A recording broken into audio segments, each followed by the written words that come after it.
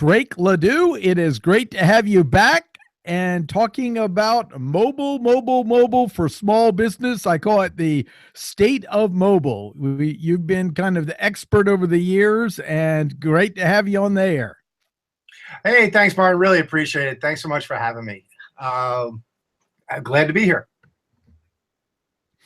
Well, mobile is changing so fast. I mean, literally, people are giving up their landlines, they're giving up their laptops, they're giving up everything, but they're not giving up their smartphones. And I'm seeing this in the smallest of town, in the most rural areas. And I really want us to talk about what does small business need to know today, and then we'll have to check back in a month because it could be different. Understanding the terrain of mobile from a brick and mortar to an independent consultant, mom and pop shops to someone that might be small but international. So over to you. Well, Martin, real fast. I think we spoke about a month and a half, 2 months ago casually, and you asked me, give me a prediction of what's going to happen. I think the thing I told you was, mark my word, Cyber Monday will be bigger than Black Friday. And lo and behold, Cyber Monday, for the first time in history, it just edged out the totals for Black Friday. We had some incredible things happen over the holiday weekend.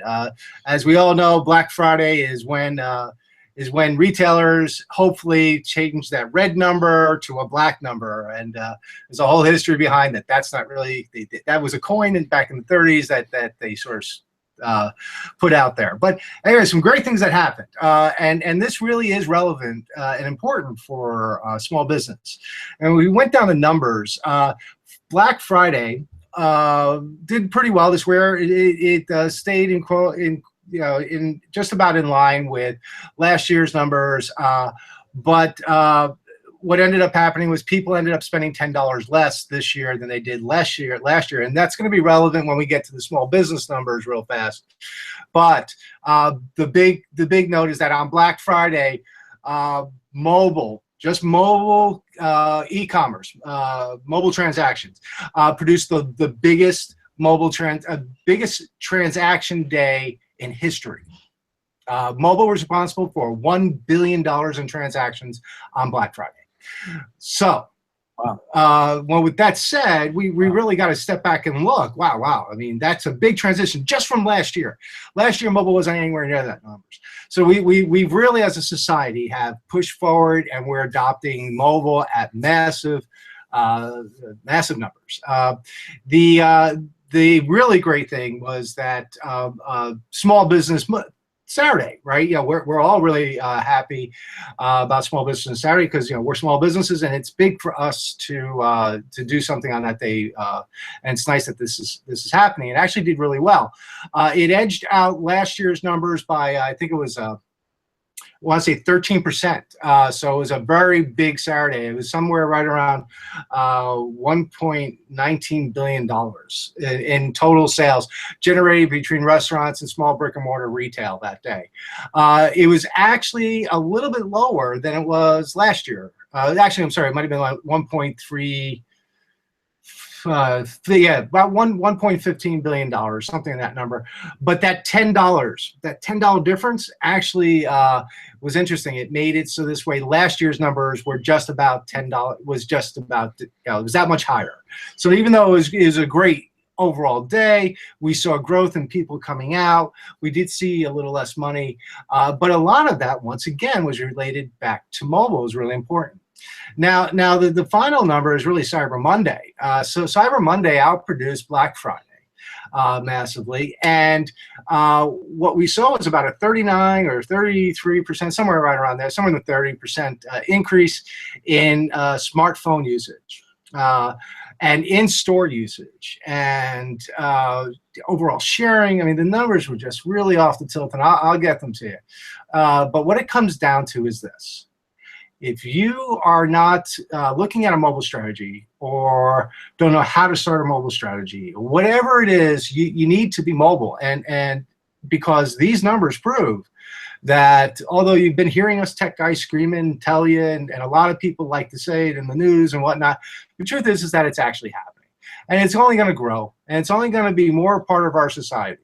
So from that said, get mobile. I don't know whether you get it from me or from somebody else. Get mobile, and don't just be responsive, because it's still turning out that Google is really pushing for like a triple play. Like you have a website, you have a responsive site, and you have a mobile website that speaks directly at the point of decision. When somebody goes to buy something. So that's the numbers. What's new in mobile? Well, Google's doing a lot of stuff, and Google's changing the game plan, and Google's forcing you to do a lot of things. A lot of it has to do with this new display modeling. Okay, so if you have the right information schematics or schema behind your digital channels, digital pages, web pages, whatnot, if you have the right code in there, what it does is produce a little slider bar at the top. You might have noticed it already. You'll see that if you've typed in a product or service, these little square models come at the point, and you get at the top of your screen, and you can slide them. Okay, that is part of that is. Part of that is paying for it, for AdWords. The other part is making sure that you have something called micro formatting, okay, inside all your digital channels. And what that does is makes this little snapshot that's sort of like that nice snapshot when you look for that product or service in the bigger synopsis, but it creates this little tiny snapshot of what your product or service is and what you're offering. And it dynamically puts it up there. So if you have the content or you have the code built into your digital platforms, it'll show up there at some point. I mean, it may take a little while, if you're not paying for it. Sometimes it'll come up right away, or sometimes it'll come up as you scroll through it. But it's becoming bigger and bigger on mobile. And it's because Google's recognizing these numbers, that people are really starting to spend money on the mobile phone. It's still not anywhere near. Don't let anybody tell you it's not really near what websites do from an e-commerce side, but it's growing. It's getting to like 39% of the market space, where just a couple of years ago it was like 12%, 11%, 8%. It was really low. It's growing, and it's getting better. So interesting. Well, one of the things is where is the proximity stuff going? Because you said if they overdo that, the consumer's going to give pushback in our last check-in. And right. I know I walk past my Verizon store, and it greets me even if I'm going to the store next door. Right. And lets me know I'm nearby. And that is called iBeacon. iBeacon was a product that was put out by Apple. There's a lot of different flavors of it now. But this is what's happened. You have to have an app to get iBeacon, to receive messages from an iBeacon. An iBeacon is a little device that pushes out a Bluetooth signal about 150 feet out, and it pushes just this little hook that sees if you have the app and whether or not it is active. It sees that app. It then sends you a message like Verizon does. And by the way, Verizon never asked you for the opt-in, so if you want to be mean to them, because I can't stand when they do it. But anyway, so it sends out this little hook that says, "Hey, I stop on by. Coffee's $1.50 or $2.50, whatever the thing is." And this is all an attempt to do a lot of push notification via a geo-position. There's a lot of challenges with that, though. And what we're finding out is, one is you got to have the app. Okay, so that becomes challenging. Number one, you look at, say, South Point near us, right? South Point, I think, has like 110,000 people a week. And that's not during holiday seasons. The chances of that app being in even 10% of that number is slim to none. So from that perspective, getting it out there and getting it working and making sure that there's one app, not 3,000 apps, which is the challenge right now. And it all works with the same Bluetooth modeling. Facebook's been trying it. Google's got a really great plan for it. But when it comes down to this, is that big data, which are all the big analytics houses, are trying to figure out what you want when you're here. And although we can surmise, we can guess, we can sort of chart behavior. We can do a lot when it comes down to sort of figuring out buying habits and buying trends. The challenge is that the human is inherently unpredictable, so we can't predict anything. And when a brand or a company reaches out without that invite from the audience, it can upset them, and they're going to turn off the app. And once they turn off the app, all the other alliances or the other stores that are in that app now don't have a chance to talk to anybody. So it's not the best way to reach out. It's not. I love the technology. There's a place for it, and it's a good thing. But we don't want to end up like that Arnold Schwarzenegger movie with Mars and right, where you walk down and it's talking to you personally on every single ad. Right. And this is sort of the birthplace for this. Okay, this is the birthplace in reality. It's iBeacon is doing that, and if you get like a mall app and there's iBeacon Play, that will happen to you. Every store you go, you start to get spoken to, and it becomes annoying. And that's what Verizon's using to speak to. But what Google's doing, Google's working on a text modeling, an SMS modeling, where you don't have to have an opt-in to a specific app. You don't have to have any of that information. And they're going to send you a text message as long as this Google business is a Google business and it's in like the AdWords or AdSense modeling. And it'll send out a message via text.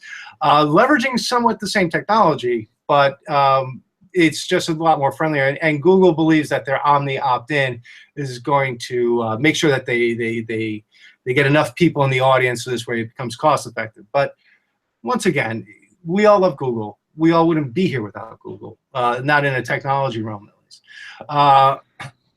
But Google makes mistakes. We all recognize that. And I actually honestly think that reaching out as we're shopping through a mall or through a retail space to send me a $1.50 coupon or whatever it is, without me asking or without me inquiring, I think is, at least at our generation, is an intrusion of privacy. And I don't think they should be doing it yet. So that's that. But there is one cool thing.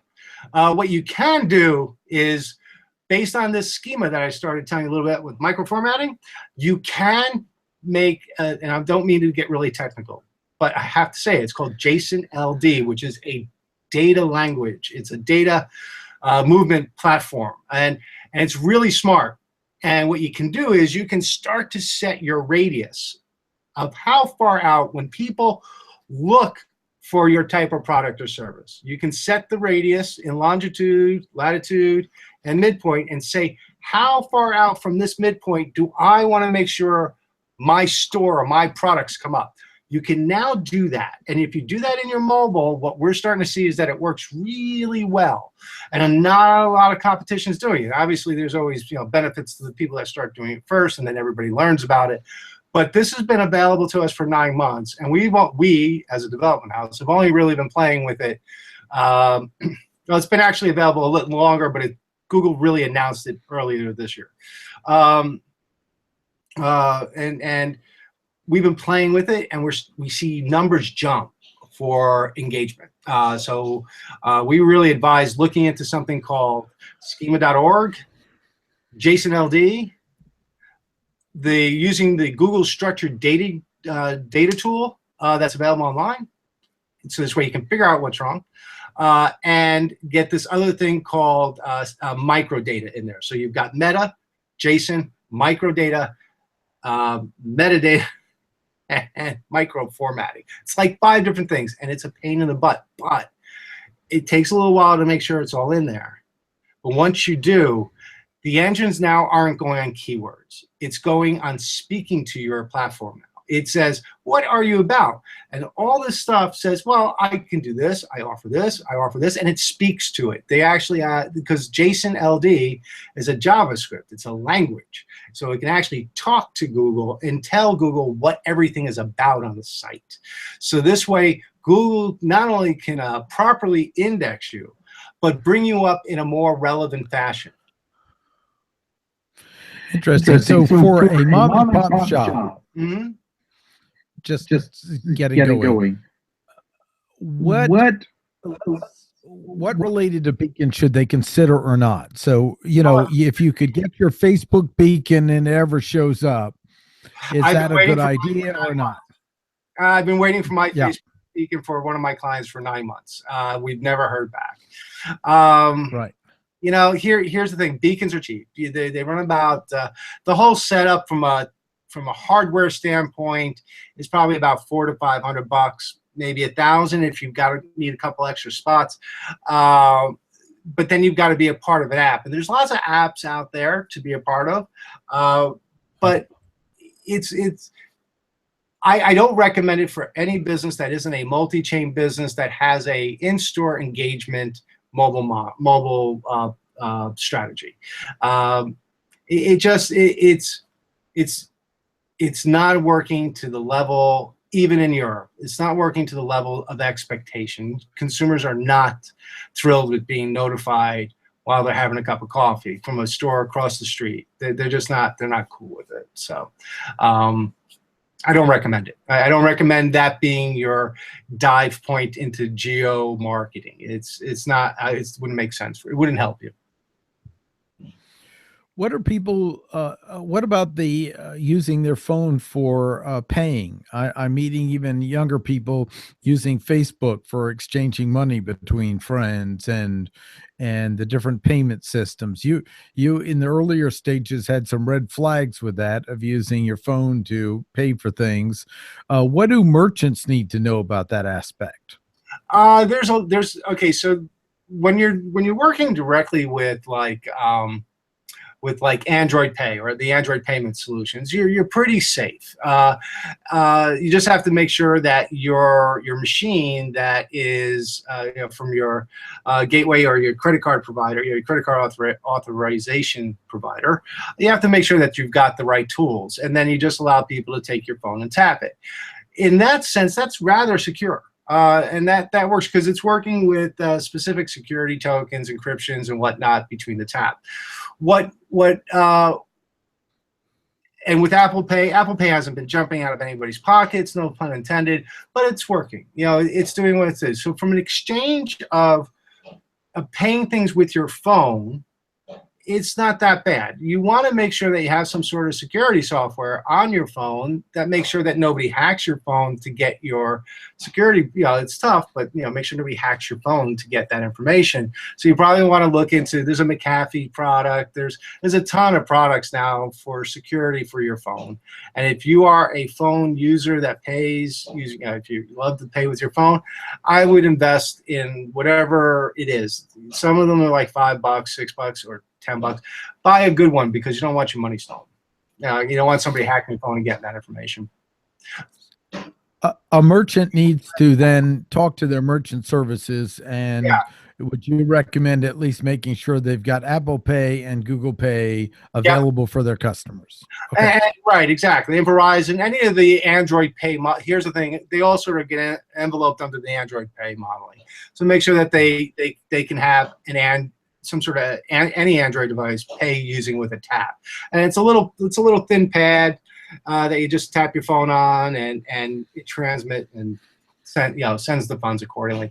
The thing that you and I talked a little bit about where I was truly concerned, and I still am, and still don't like the idea, is using NFC on your credit cards. An NFC chip is incredibly unsecure. Okay, it's a little tiny chip that really has a couple of good security protocols and can do some good encryption, but it only takes about $300 to buy the toolkit to decrypt it. Maybe $500 for a good one.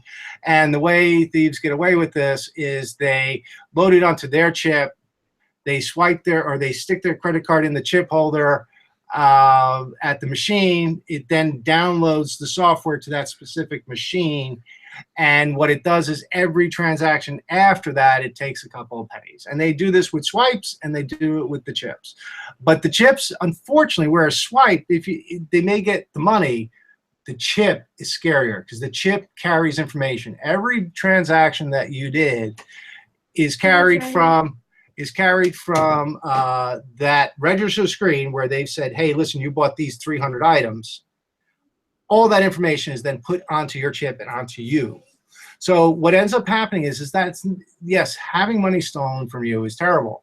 Having your identity stolen and your buying habits and your behavior is even worse. And what banks are doing, and you've never given them authorization for this, but what banks are doing is selling your data and your behavior data. That's none of their business. They make enough money with the money transactions. Okay, they don't need to be selling data to the big brands about what you buy, how you buy, and where you buy. That's not something that any of us signed up for, and we should not allow for 1,000 reasons. And I'm not being a jerk. I'm just saying, you didn't give them authorization. I didn't. They should not know that. So that's a bad thing about NFC, and it's already been hacked. They're not talking about it. It's already been hacked, and there's a lot of things going on in the electronic world and the banking industry that they haven't told people, and how it's being hacked and what's going on. And our banking system is terribly has been terribly compromised worldwide. People just aren't talking about it. It's very much like the show Mr. Robot.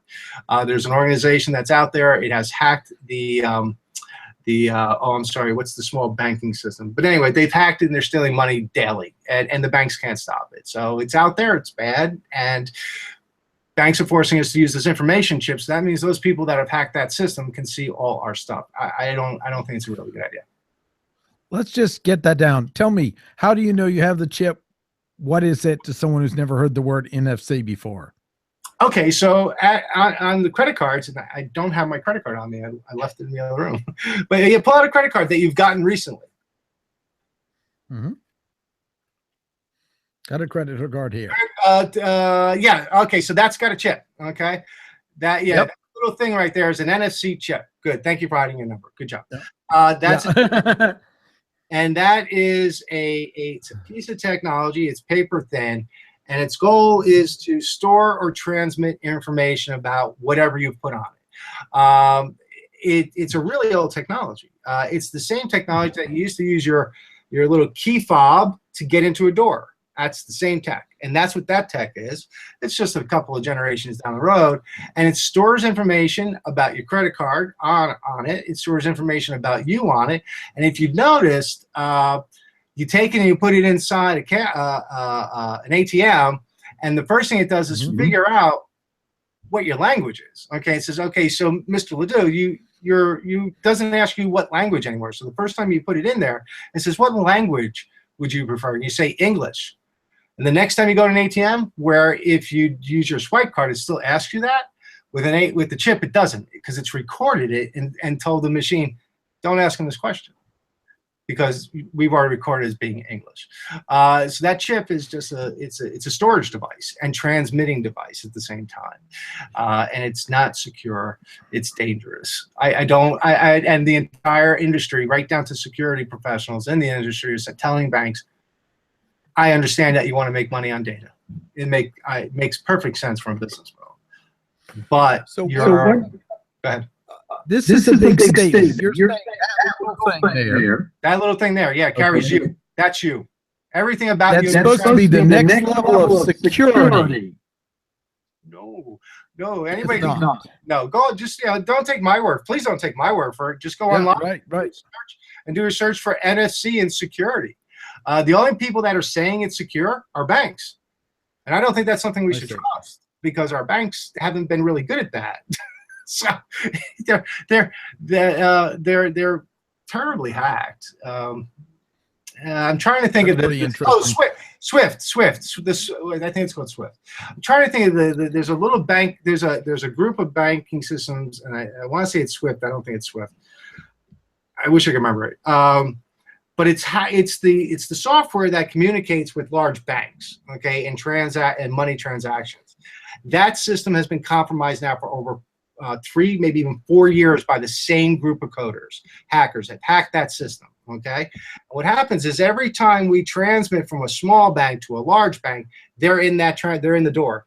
They've gotten inside that door, so they're into the big banks. And the most recent theft was into the neighborhood of $3 billion globally from banks. And you don't hear about it. You got to go look for it. So, and a lot of this has to do with the door, and the door is that NFC chip, and that NFC chip is not secure. That is a scary thing. And banks are doing it because they want to sell your data. Remember, it's not about your security, it's about your information, because big data means big money. So, and it's mobile. It's just, so you know, this is all mobile technology. It's just not a phone. It's just a different type of mobile technology. What does the merchant need to know about it? The mom and pop shop. You got ice cream, so you got a burger place. What do they need to be? Because they're being told you need to make sure they put this card into your little slidey thing, or if somebody does a chargeback, we're not going to cover you. I mean, that's what they're being told. I don't know, because I threw a little hissy fit at my local Kroger, because when I went to use my card, which had a chip now for a long time, and I went to swipe it, they said, no, you can't swipe it. You need to stick it in. I said, I don't want it. I don't want to put it in there. I know personally that this is not a secure form of secure transaction form. Well, that's what our bank requires. I don't think a bank can require us on how we use the credit card or our debit card, whether or not we swipe or stick it in. So I don't know what to tell the small business. I mean, this affects all.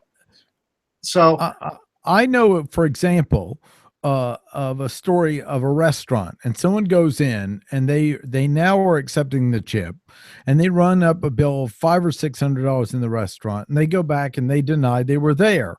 If they have the chip and they didn't use it, the restaurant's holding it. If they have the chip and they use it, then the credit card's going to work with it. Now, this doesn't seem to be folklore. This is real world. Well, I can't attest to that, but I do know that the Stripe works the same way. It's just, the difference is that the chip storage, okay, but it's doing the same thing, okay, and the Stripe can prove that. Well, okay, so how does that chip prove any different that it was me? Is the question, right? Because if somebody stole my credit card and used the chip, they're still using the chip. So that's not a justification. That would happen with the Stripe or the chip. So I don't know how anybody's getting away with that, because the logic is exactly the same in both instances, where if my card was stolen and somebody ran up a $500 bill and they swiped it, yeah, you can prove my card was there, but you can't prove I was there. And if the chip, now, it's entirely possible, just like the dollar bill has, you know, almost every single bill has a micro tracking chip in it. The chip itself, but it still doesn't prove it was me. So no, there's no logic in that. I don't know how anybody's getting away, and I've never heard of it. So, yeah, I think about it. Interesting. If I've stolen a credit card and I go and use the chip, or I use the swipe, it's still recording the fact that the card was there, right? Either way. And even if the chip has a geolocation chip in it, it still proves that that card is there. It doesn't prove it's me, it just proves that that card was there. A card is stolen, a card is stolen. It doesn't make a difference. It doesn't prevent that from happening. So what I would recommend to mom and pop brick and mortar is, if you think it's okay for people to take data about transactions, or your credit card company is forcing you to do it, I would really ask for the swipe. The swipe still works, you know, and get a touchpad to be mobile. But I personally would not. I would not say okay to a chip, mainly because of what I know. And I'm not talking just about me. I'm talking about security professionals at the military level will tell you chips are not secure. They are terribly easily to overwrite. Because I really am hearing from the merchants that they're being told, unless they want to have a higher liability or be stuck with the bill, they must use the chip. And I've heard that personally firsthand for somebody's got to explain that merchants. Somebody would have to sit down and explain. No, I got it. I mean, I'm not going to debate it because I'm not equipped to do it. But I get the argument. Yeah, I'd love to have that argument with them and go, yeah, right. It's still Drake LaDue using the card, and Drake LaDue wasn't stolen. So if you're telling me that card knows it's me, then we got a bigger problem, because now you've got some sort of technology you haven't told me about that's in my pocket, and I don't really like it. Okay, so prove that it was me that did this. You can. It's got the same challenge a swipe has. So that's not at least in my line of business, that's not a line of logic I would ever use. Here's the truth. They want to make more money on you, and they're making demands saying that you need this, so this way they can grab your data and sell your data. as far as I'm concerned, that is none of their business what I buy. Great. We'll have to get the association fighting this and put it in the notes below on the video. I'm all for it because chip Uh, technology is scary. It's great for like, business cards and quick hits to links and maybe using it like a right. to the QR code. It's great for that. But to put your life on it and put your private information on it is really sketchy. I mean, it happens to phones. It's a tiny little chip. Yeah, Right. So many security levels on it. It's going to be the 2017 thing that the small business needs to know with mobile. They've got limited budget. They've got, I mean, some of them still don't have, you bring up their website and you're still spreading your fingers to look at it. Yeah. And they've got to make baby steps. They do not have their next $3,000 available because they're trying to make payroll. What is the next most important thing with 2017? If here's the thing, whether a mobile site builder, here's the thing, have a mobile site builder because they're usually not very expensive on a monthly plan. You don't have to redo your website to do it, so you don't have to spend tons of money doing it. Most of them are relatively easy. Drop and drag. You put a picture in, you drag it over, you tell what the picture is going to do. Is this a link? Is this a call? Whatever it is. Or do you want to put information behind it when they touch it? Invest in that. They usually run, $20 and up a month, depending on how many pages, how much space you need. Do that at a minimum. Okay, and they're all over the place. I have one. And of course you have one, so we'll put yours in as a thank you for mentioning it in it. But they would want to search mobile site builder, and you have one that I've seen and enjoy working with it. So yeah, okay, that's excellent. So that would be number one. Number two, the in-store experience. People on their phones all the time. They barely look people in the eye anymore. It's they got more attention on the phone than the human being in front of them. Right. And what's the merchant to do with that? Well, the merchant should use it to their advantage. Use that behavior to their advantage. They should have an in-store mobile strategy. And I know that sounds really big, but here's the truth. It's this simple. On a couple of spots, have a QR code that has something or information about either the aisle or the product category or a contest, whatever it is. Have a way to drive in-store engagement. And you'll see a lot of this going on throughout the industry. We pitch it. We say, listen, it's a great way to get the consumer to enjoy their shopping experience even that much further, or do a lot of cross-product promotion. Okay, so in-store engagement, you don't have to spend hundreds of thousands or even tens of thousands of dollars, depending on the size of the store. You can run with a simple campaign that should run you somewhere around $1,000, and then just the life of keeping the campaign alive. So you can do something really simple and cost effective that would really wow people. People want, they're in your store, they're probably going to spend 15, maybe 20 minutes or even longer, which is more time than they spend on your site. Why not use this time to figure out how to help them shop, or how to help them find product, or what goes great with red wine? Use that space as a billboard. So just like you might go buy a digital ad or a print ad or a billboard ad, use your own space as ad space with either QR codes, text keywords, or NFC chips. In this instance, NFC chips for just tapping and getting information are fine. Something like that. It works really, really great. So that's one thing I would tell them to start looking at planning for in 2017. I do have one warning for them in 2017. In 2017, you're going to start to see a lot of people bring virtual reality and augmented reality to your doorstep, okay, and pitching this. And it's going to be no different than the first mobile website or the first concept about mobile or QR codes. It's going to be very similar. There's no business model yet. There has to be a business model. Okay, so if augmented reality and virtual reality applies to, because we can do it right now, it's not super hard to build them anymore. as long as somebody has a set of goggles, okay, then it makes sense. Right. So what we want to ask is if your business and maybe an interior designer, this would work really well. Maybe like a some sort of room layout type person, like maybe construction, GC. If your business would benefit from people checking into a virtual realm where you could position your product or service in a real three-dimensional world, yes, it's going to make sense for you. But if you're a mom and pop retail and somebody comes to your doorstep and says, listen, virtual reality is going to do this, and the salesman starts talking fast, and you've heard the buzzword, and it's cheap, it's not going to be cheap.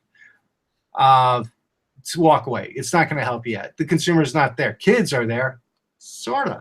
And if it was that much fun, kids would be there really fast. More. Right, more. And they're not. And they're not even at the game level yet, because for a lot of reasons. They're just not there yet. Kids, with gaming and entertainment, they're doing a lot of different things. But virtual reality and augmented reality will get there. It is fun, and it is cool, and it does drive really long time engagements and can build relationships. But there's no business models for the small business today. Nothing I see yet. We are talking more to Siri, to the Google Voice, the voice search, and others down the line. How do we produce content so that gets picked up? Because, I'm seeing more and more people doing it. I've got an Amazon Echo right here. I use it and ask the weather. The Microsoft is allowing their AI to be downloaded. I haven't signed in yet. And to me, that's a strategy that needs part of a business. You're not just providing content for people, but content for a digital assistant to pick it up and then serve it to people. Would you talk a little bit about that? Sure. Google's okay. So you may have heard me say in the past that really don't buy into apps. It's not going to produce much for your small business. And so what we've seen is this is what's happening, right? Google has now opened up the door, and so has Apple at some level, opened up the door for mobile web, or what they now call I forgot the acronym. There's a new acronym for what we do now. It's something dynamic web application or something like that. It's called DWA or somewhere right around that. And that's what they're calling us now. And what it really is that what we talked about in the past. Bandwidth is fast enough now to produce the same functionality over mobile web as it was as an app would work. And what Google has now done is opened up the sort of like the inner workings of a phone to mobile web developers. So there's a couple of things you can do. One is that schema I was telling you about, that JSON and microformatting, that's part of the tools. What you do is you tag your content as accessibility content, and I haven't done it yet, but I've seen it. And it tells that the Google Voice part that, we can read this, right? The other part is that you could actually connect your mobile web or your Google app or your app to the APIs for the Google Voice at your Google console, at your search console. It's a programmer's thing. It's not a plug and play yet. And I don't expect to see a plug and play tool set come across until sometime next year. Sometime next year, we will see some sort of tool set. It may be us and maybe somebody else because we're looking at it, that would give the average business owner the ability to just go online and drop this voice piece. Now, they do it for web. Okay, for web, I've seen it. For WordPress, it exists. Only one or two. I don't know how they work yet. But I have had my website speak to me, so it must work okay. It's been off a little bit. But soon enough, and we can do it now. We can just build you something that from a mobile standpoint works on the mobile.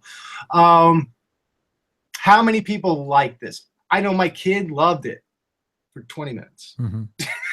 Yeah, I know. I know that at times I will ask it something. It will get to the point where this is more like a person, and that's what's got to happen for it to jump. Somehow or another, this is still a cold relationship. Although I love my phone, it's a piece of technology. Although I do occasionally speak to it, I'm speaking to a piece of technology. The in-house tools are growing, obviously. Amazon now, if you buy 6 Echoes, you get 1 free, something like that. So the in-house tools, but you're also in more of a, think about it, you're talking to something, you're more in your own environment, okay? You don't see a lot of people walking up and down in public talking to their phone, mainly because we view our behavior is somebody talking to themselves crazy.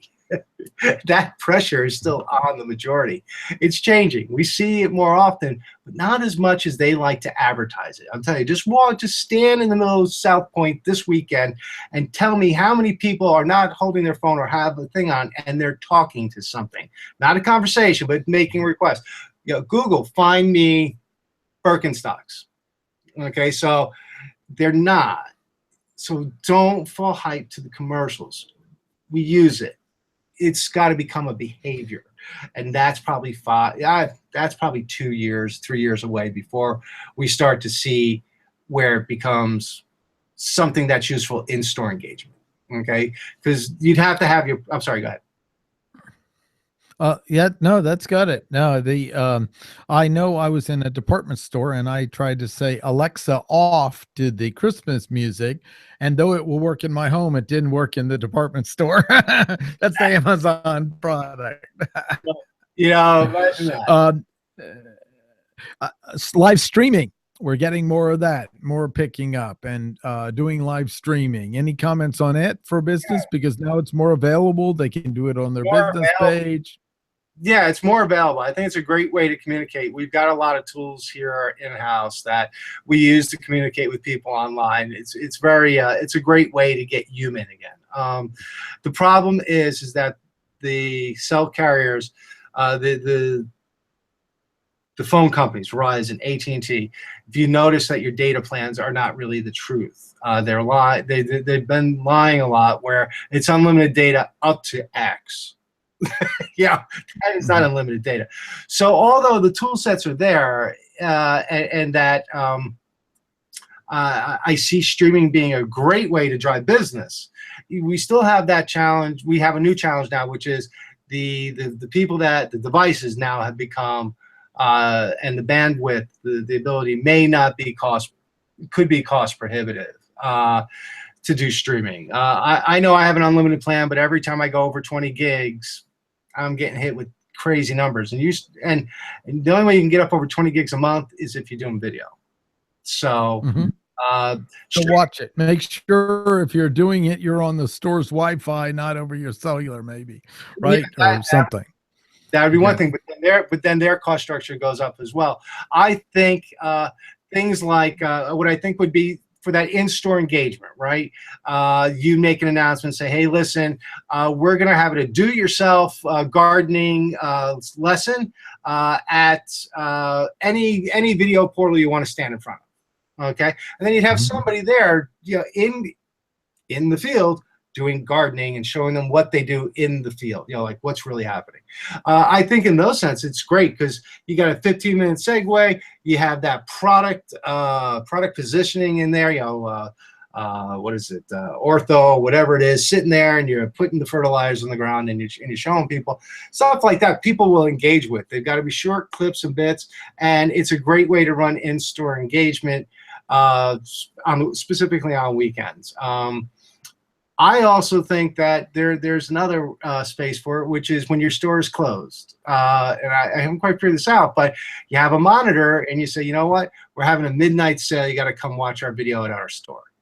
As silly as that. And then when it's over, you have a key. You say, listen, scan the QR code right underneath the TV and make your purchase now. So you can do a lot of fun, cool things like that. Get people out of the house, get them purchased. There's a lot of cool new viral things. Get creative. The best thing I can tell you with mobile and digital is get creative. The more creative you are, if it doesn't work, you know what? It's not, you haven't spent an entire year trying to brand something. You've done something really simple. And if it does work, do it again. If it sort of works, improve it, because you should be able to measure it. and then do it again. So get creative. Is the best thing I can do. People love fun stuff on their phone. They prefer fun stuff on their phone a lot. And right before we wrap up, what are we going to see in 2017 that's really going to start hitting the ground and implementing? Because we know we have VR, but it might be a little bit off before it does it. You know, Pokken Go had a wave, but it seemed to have diminished. What do you think we're going to see in the reality of the mobile space with businesses for 2017? You're gonna okay. I don't know if there's going to be any one thing that takes off. I don't see any form of technology that really is going to be that big change for 2017. I do see by 2020, the big change is that the concept of having a phone will go away. Okay, we won't have this anymore. I know that's kind of crazy. It sounds weird, but this won't be necessary by 2020, 2021. So I think you're going to start to see the printed phone. Okay, I think something that's going to come out is the printable phone with printable substrates off a 3D printer. You'll start to see Verizon selling, and it may not be by the end of the year, but sometime in the next year, year and a half, you'll see Verizon selling the downloadable kit to build their Verizon phone on your three-dimensional printer. The three-dimensional printed, the printed phone already exists, already works. It's just not in this country, and it's not all these bells and whistles yet. So you may start to see that. You may start to see that. You're going to start to see holographic phones, just like you saw in Star Wars. They exist, being widely used in South Korea and in Hong Kong. They're doing it already. Really crazy cool stuff off of the Samsung model and the HTC model, I think. So that is coming. You will start to see that by the end of the year. But the one thing I will tell you for sure is that if this year I was correct in making the statement that Cyber Monday was going to be bigger than Black Friday, this is what I will tell you will happen next year. Cyber Monday will dwarf Small Business Saturday, Black Friday, and Thanksgiving shopping combined. It will beat that. So if the one thing that you do all year round to make sure that you turn your year from red to black is prepare for that, because that, I promise you, will happen. It will beat all three of those in just one day.